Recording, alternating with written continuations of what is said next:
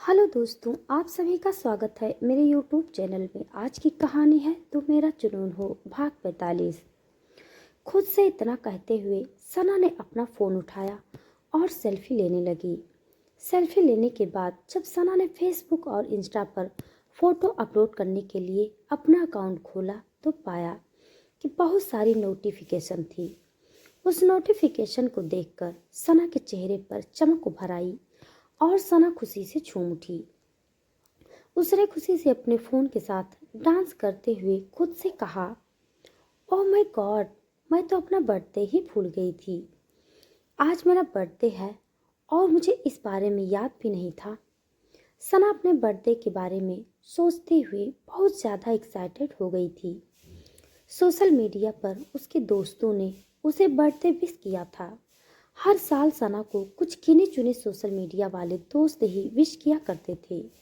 सना ने खुशी से अपना सर हिलाया और खुद को आईने में देखते हुए बर्थडे विश किया और नीचे आ गई। और अब आगे जब सना नीचे आई तो उसने देखा करीम वहाँ हॉल में बैठा हुआ था और करीम के साथ विहान और रजत दोनों ही थे। करीम का चेहरा सख्त था और दोनों भाई विहान और रजत थोड़े से घबराए हुए थे। करीम ने कुछ देर तक अपने हाथ में रखी फाइल को देखा और फिर विहान पर बिगड़ते हुए उसने कहा, विहान, ये सब क्या है? ये डील अब तक क्यों फाइनल नहीं हुआ है? करीम की सख्त नज़रों को देखते हुए सना चुपचाप उसके बगल में कुछ दूरी पर खड़ी हो गई, जबकि विहान ने थोड़ा घबराते हुए कहा, सर, मैंने इसे फाइनल करने की कोशिश की थी, लेकिन मिस्टर जेनिथ मर्चेंट अभी अपने फैमिली के सप्ताह बिजी हैं। ठीक है, उनके असिस्टेंट से पता करो वो कब फ्री हो सकते हैं। पता करो और मिस्टर मर्चेंट के साथ मीटिंग फिक्स करो। करीम ने बिना किसी भाव के कहा, सर, मैंने पहले ही मीटिंग फिक्स कर ली है। 1 हफ्ते बाद की डेट मिली है, क्योंकि उससे पहले मिस्टर जेनिथ मर्चेंट न्यूयॉर्क में अपनी डॉटर आहिरा के जन्मदिन में बिजी होंगे। ठीक है, तो 1 हफ्ते के बाद ही मीटिंग फिक्स करो। मुझे ये डील चाहिए ही चाहिए। इस बार मैं खुद जाऊंगा इस मीटिंग डील को हासिल करने के लिए। करीम ने कहा, जी जी सर। विहान ने सर हिलाया। तभी वहां पर एमिली आ गई। एमिली के वहां आते ही रजत के चेहरे पर मुस्कुराहट खिलने लगी। उसने जल्दी से हल्के से हाथ से अपने बालों को सेट किया और एमिली की तरफ देखकर मुस्कुराने लगा। रजत के इस हरकत को करीम और विहान दोनों ने देखा। करीम की आंखें सिकुड़ गई और तभी विहान ने रजत को घूरते हुए मन में खुद से कहा, लगता है जनाब को अपनी नौकरी प्यारी नहीं है। करीम सर के सामने ही इश्क लड़ा रहे हैं जनाब। वहीं एमिली वहां पर सबके लिए कॉफी लेकर आई हुई थी। एमिली ने टेबल पर कॉफी की ट्रे रखी और सना के पास जाकर खड़ी हो गई। रजत उसे देखकर मुस्कुराए जा रहा था। तभी उसने करीम की सख्त आवाज सुनी, रजत। रजत जो एमिली को देखने में खोया हुआ था, उसने करीम की आवाज नहीं सुनी, जबकि सना, एमिली और विहान तीनों उसकी तरफ देखने लगे। एमिली के चेहरे पर शर्म की लाली खिल आई जब उसने रजत की नज़रों को अपने ऊपर पाया। एमिली ने उसे देखा और फिर शर्माते हुए वहां से चली गई। रजत की नजरें भी दूर तक उसका पीछा करती रही। तभी उसने एक बार फिर करीम की सख्त आवाज सुनी। करीम ने सख्ती भरी आवाज में कहा, रजत, लगता है आजकल तुम्हारा ध्यान काम पर नहीं लगता है। क्यों न मैं तुम्हें कुछ दिनों की छुट्टी दे दूं? करीम के इतना कहते ही रजत ने जल्दी से कहा, न नहीं सर, ऐसी बात नहीं है। सर, क्या मैंने कोई गलती कर दी? I am sorry. रजत के इतना कहने पर करीम ने सर हिला दिया और फिर सना की तरफ देखते हुए उसे कहा, बेबी, तुम रेडी हो? हाँ, सना ने मुस्कुराकर सर हिलाया। सना के हाँ कहते ही करीम ने मुस्कुराकर उसकी तरफ देखा और कहा, ठीक है, तो तुम मॉम के पास चली जाओ। वैसे भी आज मॉम ने तुम्हें बुलाया है।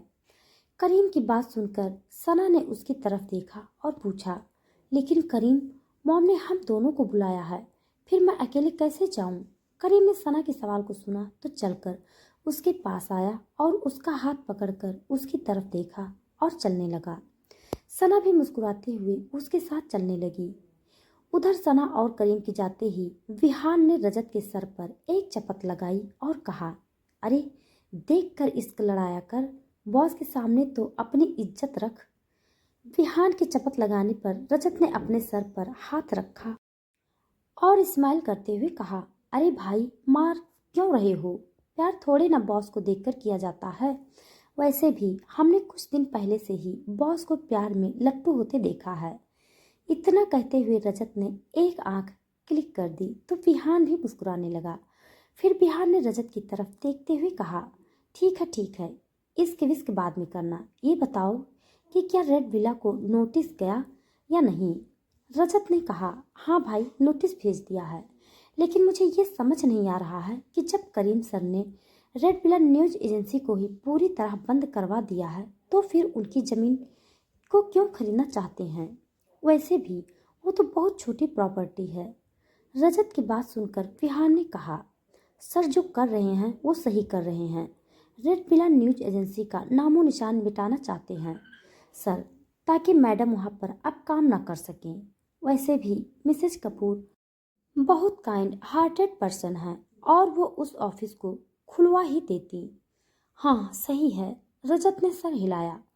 उधर दूसरी तरफ करीम सना को लेकर विला के बाहर आया और फिर उसने एक कार की तरफ इशारा करते हुए सना से कहा, बेबी आज मॉम से मिलने और होने वाली भाभी से मिलने केवल तुम जा रही हो। मुझे आज बहुत इम्पोर्टेंट काम है, मैं इसे मिस नहीं कर सकता।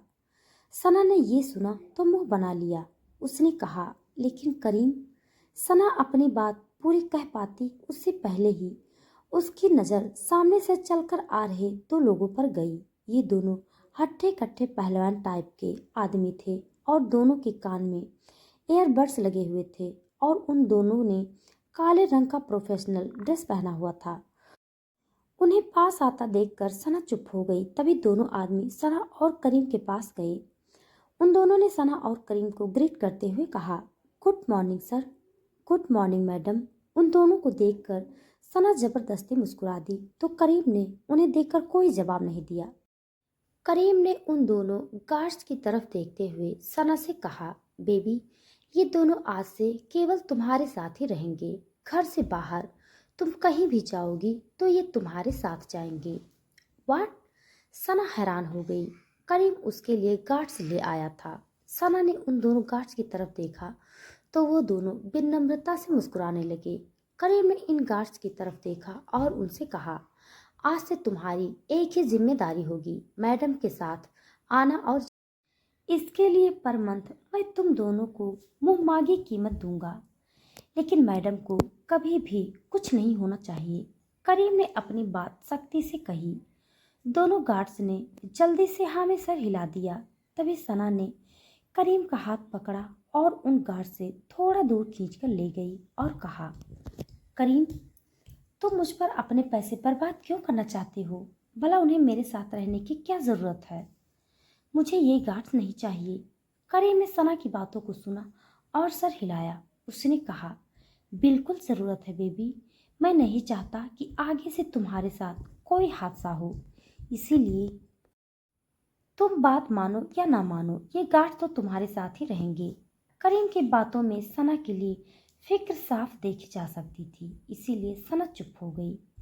करीम आगे कुछ कहने ही वाला था कि तभी उसका फ़ोन बजने लगा।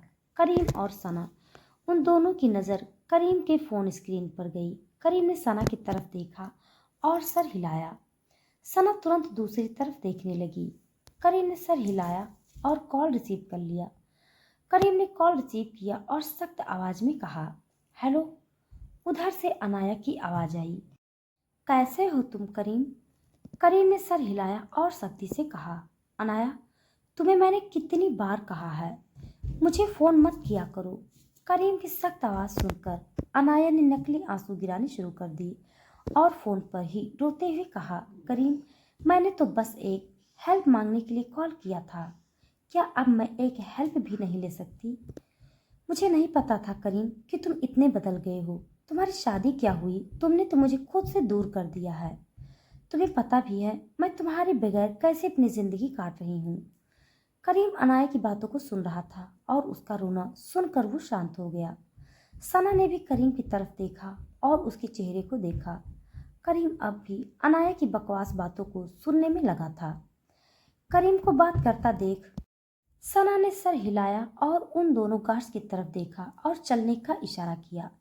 सना जाकर कार में बैठ गई और दोनों गार्ड्स भी उसके साथ चले गए। सना जैसे ही कार में बैठी तभी करीम ने बात करते हुए पलटकर देखा तो सना कार में बैठ चुकी थी।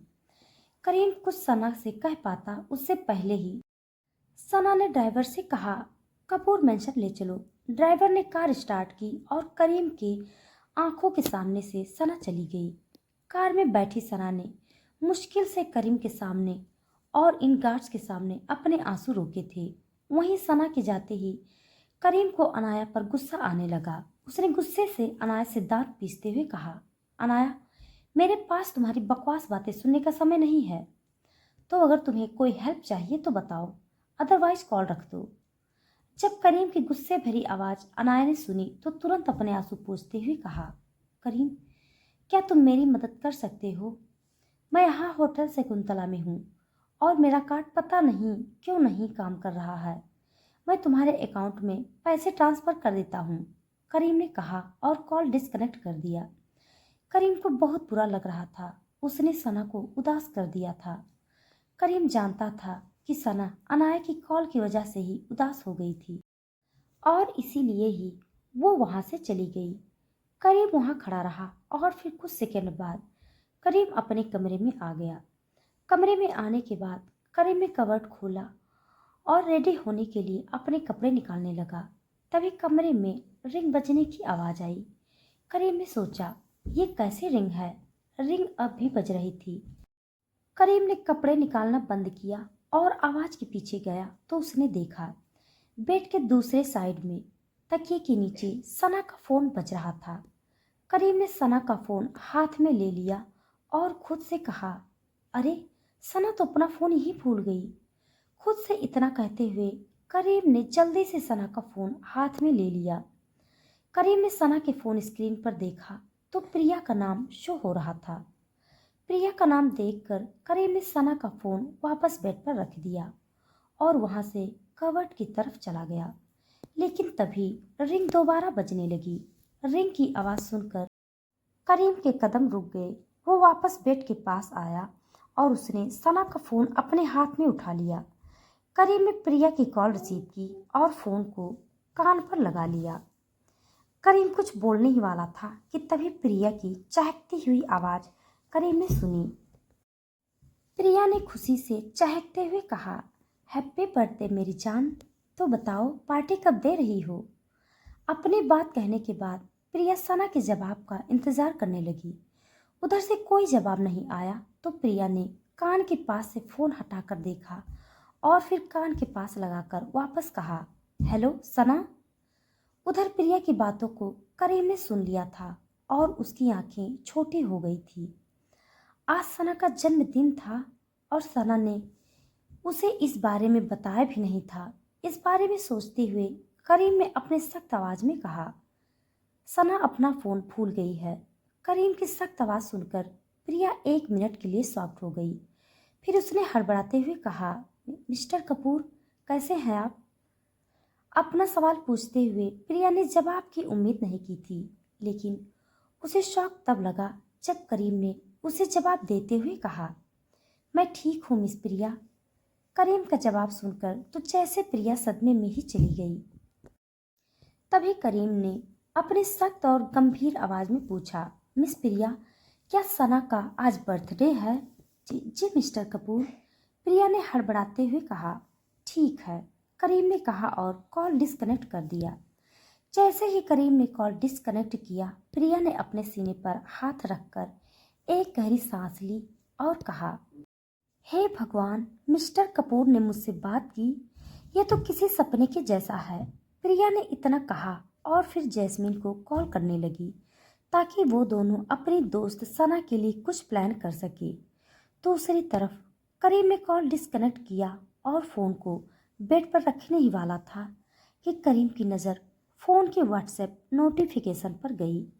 करीम ने नोटिफिकेशन को देखा और उसे ओपन करने के लिए हाथ बढ़ाया, लेकिन फिर उसने हाथ पीछे खींच लिया, ये सोचकर कि उसे दूसरों का फ़ोन बिना उनकी परमिशन के नहीं खोलना चाहिए। इस बारे में करीम सोच ही रहा था कि उसी नंबर और नाम से फिर मैसेज आया जो कुछ देर पहले नोटिफिकेशन में करीम ने देखा था।